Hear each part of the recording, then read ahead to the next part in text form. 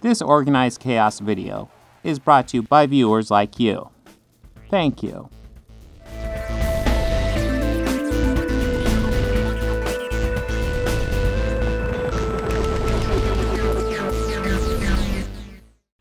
Okay, so let's go ahead and talk about this little gem.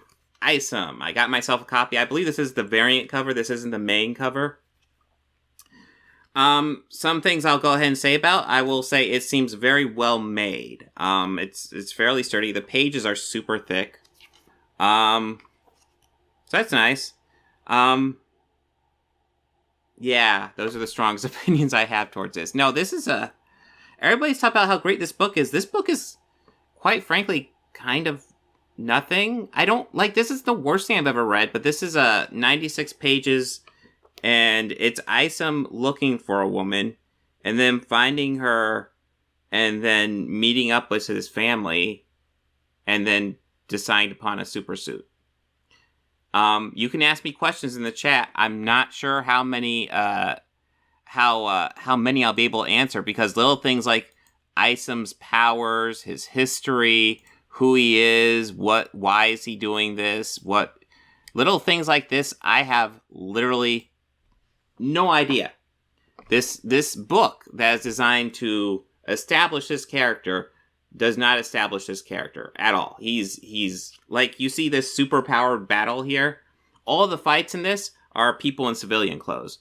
She has a very slight cameo in this for like a second in civilian clothes. So there's nothing to really say about this. I mean, yeah, like I said, if you have questions, I'm happy to answer them. How not woke is it? It's tough to describe how it is remotely. I guess there's a brief scene where, like, you have a nightclub owner talk about how he comes from a broken family, but he's successful, and yeah, he does crime, and Isom doesn't come from a broken family and doesn't do crime. There's just not much to it. It's like, I mean, and I guess you could definitely argue that's political, but at the same time, I don't really care. There's not much to this story. I think the artwork is fuzzy, because I don't know if it's the artwork or just the fact that I wasn't engaged, but, like, you get a shot like this. Isom walking. And it's obvious he's supposed to be walking because it's a weird position for his legs to be in. But I also don't get any sense of movement. And there's lots of scenes like this where there's no sense of movement. Just people in strange positions. And I don't know if that's an issue with the artwork, if the artwork's not describing it well, or if it's an issue with the writing, if I'm not getting engaged enough that I'm just looking at it as still images. Because I will say this. This is 96 pages long. It's that thick. I don't have the Jane Foster Thor graphic novel, but that one's like probably at least 4 times longer. And I would absolutely read that again before this. It would be way more entertaining. It would go by a lot faster. This took me, I want to say 3 sittings to get through, because it's focused. It's tough to stay up through. And like I said, this isn't the worst comic book ever. There are definitely worse comic books, but it's like a nothing burger. There's nothing to this. Let's see. Christian added, there was a blonde woman there who admitted the reason they went after Brie Larson is because it made them money. I don't recall anything like that. How does it compare to Miles Morales? Miles Morales is much more interesting. Is the writing bad?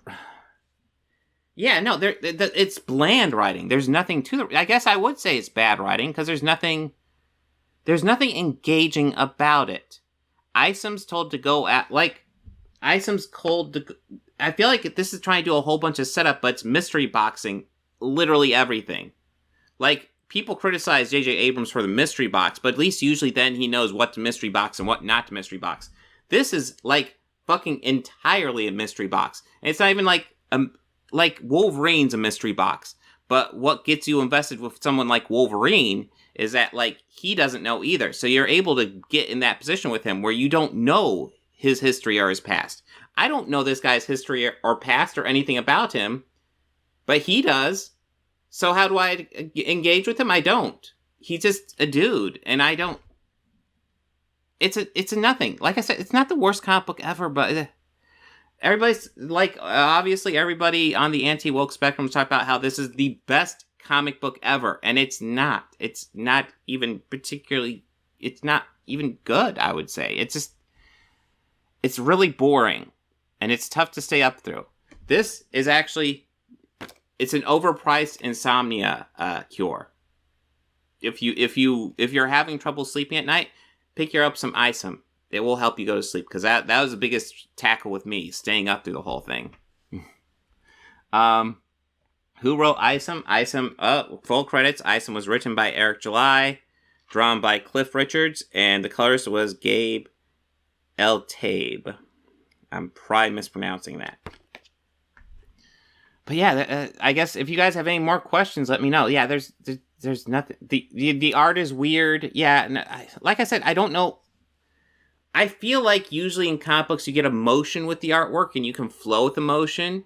And I feel like here you don't get a lot of that. Like, even looking at this punch, it doesn't even, it barely looks like a punch. It just looks like weird positions they're standing in.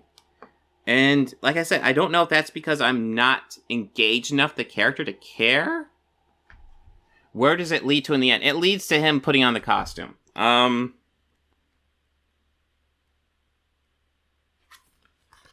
It leads to this, and then comic book Eric July. And I think it's something I even thought, so the first time you open this, you get this, the beginning. He does this little intro, Eric July does. And what he says is, I'd like to thank every single supporter, fan, and colleague that has helped make my many dreams come true. But this comic book venture is easily the most ambitious project that I've had the blessing of committing to. The state of the American comic book industry. Now, I want to state, like, everything I just said, I think is wonderful. I think it's great he's saying that. Thanking the fans. Hey, that's great. And then now he's going to go, the state of the American comic book industry has been an unfortunate spot, and I wanted to be a part of the solution. This subculture has given me countless memories, stories, and has been a bridge to lifelong friends, and I will not stand idle as bad actors attempt to run it to the ground. You know, and in typical Eric July fashion, he's not saying really anything other than current comic books bad, which is, there's good and bad comic books right now. You got to get specific, and I'm sure if I asked him specifics, he won't be able to come up with anything. So yeah, like I said, this whole, like, the beginning intro here, it's like, I like the beginning, thank the fans, and then like, fuck these other comic books, they all suck. Can you get specific? Typical Eric July fashion, he does not. And I guess, yeah, you could even argue that's the problem with this whole book. This book doesn't get specific on, like, anything. Like, maybe that's part of the problem. It's so fucking anti-woke that it's not willing to take a position on fucking anything. That might be part of the problem with this. Yeah. Let's see. Can we compare this to any other comic book? I don't know of any other comic book I've read that's quite this boring. I don't. Usually I like or dislike comic books. This is just nothing. It's nothing. I would say this is the Solo of comic books. You know, Solo was kind of a nothing movie, but this is not that entertaining. Yeah, who are the bad actors? I don't know. He doesn't say. Eric July doesn't say who the bad actors are. He's just throwing out random enemies for the fans to be against.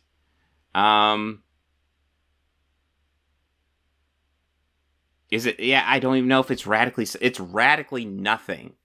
I don't know if I'd call it radically centrist. It's radically, absolutely fucking nothing. I guess I don't have anything to add. If you guys have any questions, let me know. But other than that, I guess I'll probably sign out. I've been doing this way longer than I thought I would.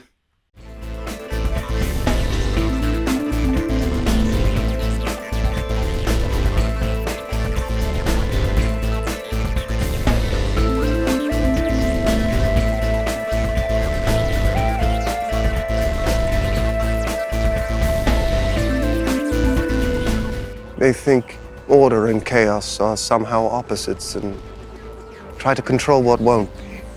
Do you enjoy pain? Pain don't hurt.